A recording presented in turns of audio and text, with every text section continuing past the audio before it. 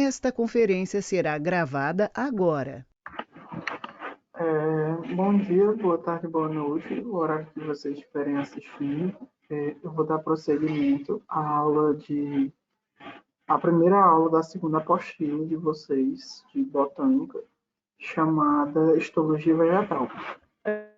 Essa é a aula, basicamente, assim, de todas as aulas de botânica, eu creio que essa é a aula mais gostosa de se estudar, de se ler, porque ela, além de ser muito simples, tudo dela é muito lógico e tudo dela faz muito sentido. Eu espero que vocês gostem dessa aula. Ela é muito legal e ela tem muitos exemplos práticos. Então, vamos dar início. A histologia vegetal é basicamente a área que estuda a organização, disposição, classificação e funções dos tecidos vegetais. E aqui a gente vai ter a definição de tecido, que tecido é um grupo de célula harmônica diferenciada que realiza X função. É aquela velha história. Uma célula e um conjunto de células que trabalham em comum formam um tecido, que o conjunto de tecidos que trabalham em comum forma um órgão, o conjunto de órgãos que trabalham em comum formam um sistema. A gente vai ter que os principais tecidos vegetais, a gente tem dois tipos. Tem os tecidos meristemáticos ou embrionários e os tecidos permanentes. No quesito tecido permanente, a gente vai ter tecido de revestimento, tecido de condução, preenchimento, sustentação e de secreção. A gente vai começar pelos meristemas. Por favor, aprendam essa palavra porque ela vai seguir vocês para a vida inteira quando vocês ouvirem falar de botânica. Meristema é a mesma coisa que tecido embrionário. O meristema é basicamente aquilo que, quando a gente estuda o reino animal, a gente fala da endoderme, a mesoderme, a ectoderme, pronto. Aqueles folhetos embrionários, o folheto embrionário da célula vegetal é o meristema, que são células pequenas com um núcleo muito grande. Por que elas têm um núcleo muito grande? Porque elas têm um excesso de cromatina para garantir que elas se dividam sucessivamente e que isso não acarrete mutações. Elas são aclorofiladas, ou seja, elas ainda não são diferenciadas para a produção de energia. Elas são, aqui como mesmo diz, elas são indiferenciadas e elas têm um alto potencial de gerar qualquer tipo de tecido. Elas têm função de crescimento da planta e formam todos os tecidos vegetais. Aqui vai falar um pouco sobre diferenciação celular. E a gente vai falar meristemas primários. Os meristemas primários, eles promovem o crescimento primário da planta. O que é o crescimento primário da planta? É o crescimento para cima. Eu tenho certeza que alguns de vocês já viram alguma planta amarrada em algum pedaço de pau para garantir que ela fique reta, porque como ela é muito longa e muito fina, ela normalmente cairia. É basicamente por causa disso. Por causa do meristema primário, a gente tem que as plantas crescem para cima e elas primeiro dão conta deste crescimento, né, do crescimento vertical, para depois dar conta do crescimento lateral. Ele é muito mais abundante nas gemas apicais e nas gemas laterais. Para quem não sabe, gema é um conjunto de células de alto potencial reprodutivo que fica na ponta, tipo, numa ponta de um galho, na ponta mais alta da planta, isso são gemas. E os meristemas primários, eles são divididos historicamente em três tipos: a protoderme, que vai formar a epiderme, o procâmbio, que vai formar xilema e floema, e o meristema fundamental, que vai formar os outros tecidos.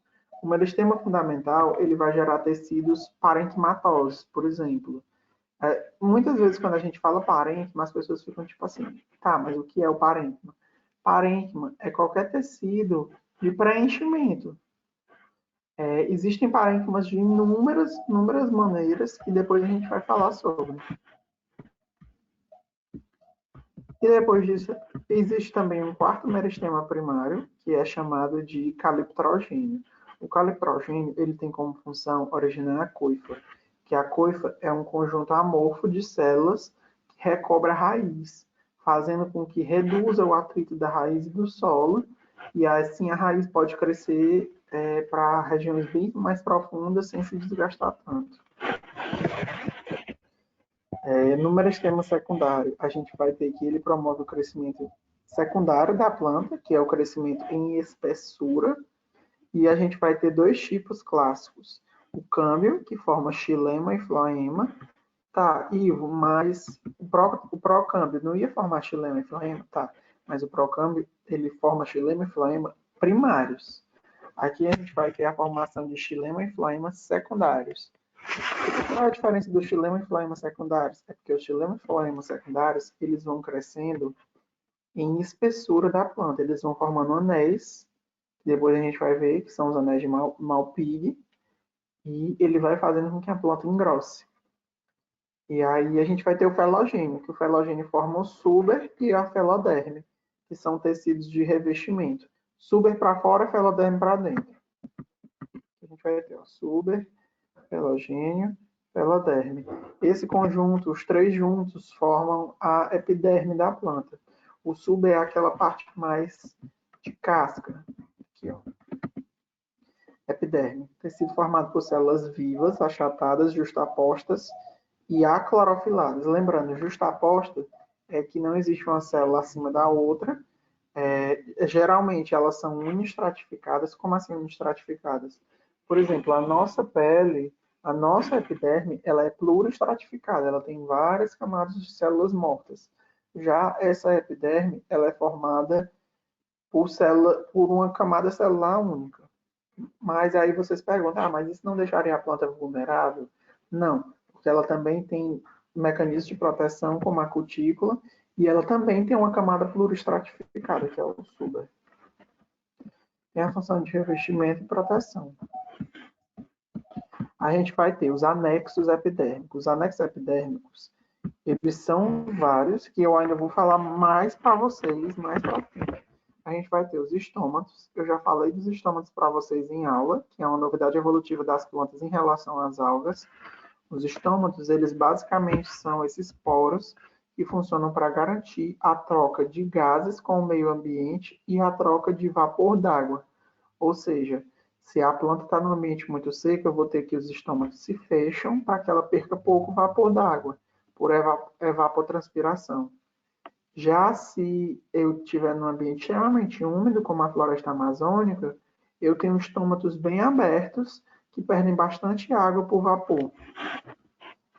A gente vai ter o hidatódio. O hidatódio, ele é como se fosse um estômato que se localiza numa região extremamente úmida. O hidatódio, ele é um poro que fica constantemente aberto e ele perde água não mais por evapotranspiração, mas por um processo denominado gutação. Ele perde água líquida, é como uma planta que chora. Tem um poro na folha que ela vai perdendo água líquida, forma aquelas gotas de orvalho que ficam sobre a planta. A gente vai ter os acúleos. Os acúleos são essas partes pontiagudas que se localizam na epiderme das plantas. Acúleo é o mesmo que espinho? Não. O acúleo não é o mesmo que espinho, porque um acúleo, pelo fato dele se localizar na epiderme, eu consigo retirar ele com facilidade. Se eu forçar, eu consigo destacar o acúleo. Tenho certeza que vocês já pegaram alguma flor daquelas flores que decoram festas. Elas são especialistas em terem acúleos. Você empurra aquele, entre aspas, espinho e ele sai. Um espinho de verdade, ele está localizado numa parte muito interna da epiderme da planta. Então, para você destacar ele, você tem que fazer muita força e geralmente ele quebra. Os espinhos reais ficam tipo pé de limão, essas coisas.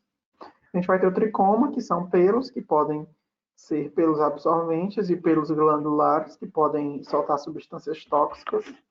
A gente vai ter as papilas, que também servem para secreção, e as escamas. O hidatódio. Suber. Suber é formado por células mortas e suberificadas, ou seja, elas são preenchidas com uma substância que torna elas suberificadas. O suber é pluristratificado e tem função de revestimento e proteção. Eles têm essas aberturas chamadas lenticelas, que são como se fossem as rachaduras do suber. O sulo ele forma basicamente aquela parte casca da planta. Aí a gente vai ter os parênquimas, que são tecidos formados por células vivas e com capacidade de desdiferenciação.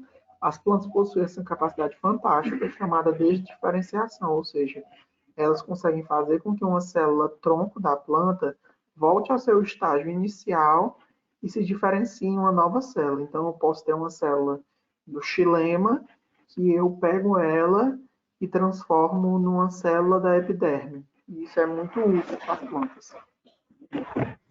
Os parênquimas servem de preenchimento. Eu tenho os parênquimas clorofilianos, que eles são parênquimas que servem para a produção de energia, né?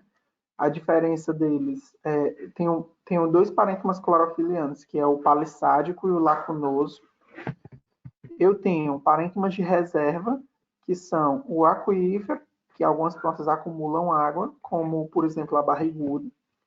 Eu tenho o parênquima amilífero, que algumas plantas armazenam amido. E eu tenho um parênquima aerífero, que algumas plantas também armazenam ar.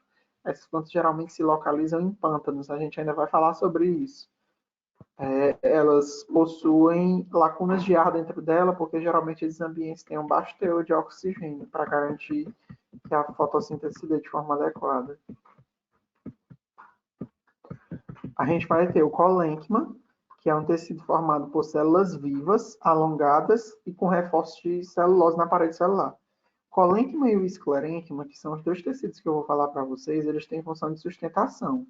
Só que no caso do colênquima, por eu ter células vivas, eu possuo células não tão muito resistentes e que são mais flexíveis. Os dois servem para sustentação, mas esse é uma sustentação mais flexível do que rígida. Ele é encontrado em partes mais jovens das plantas.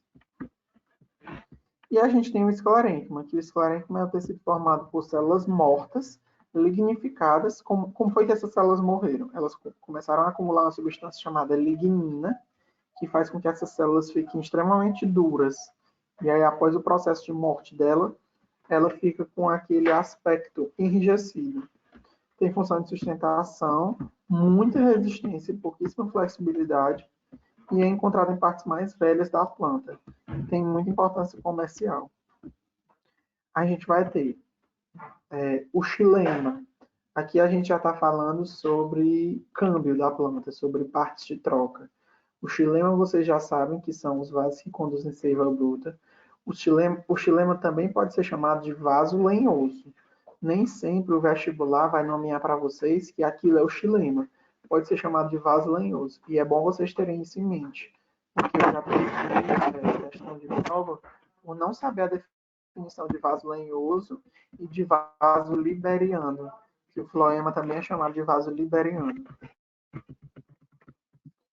É um tecido formado por célula morta e lignificada. E a gente tem as células típicas, os traqueídeos e os elementos de vaso. A função conduz seiva orgânica no sentido ascendente, ou seja, vai da raiz para a folha. E possui uma localização mais medular, ou seja, se localiza centralmente. Quando eu corto o caule de uma planta, o xilema é aquela parte que fica no centro, enquanto o floema fica ao redor.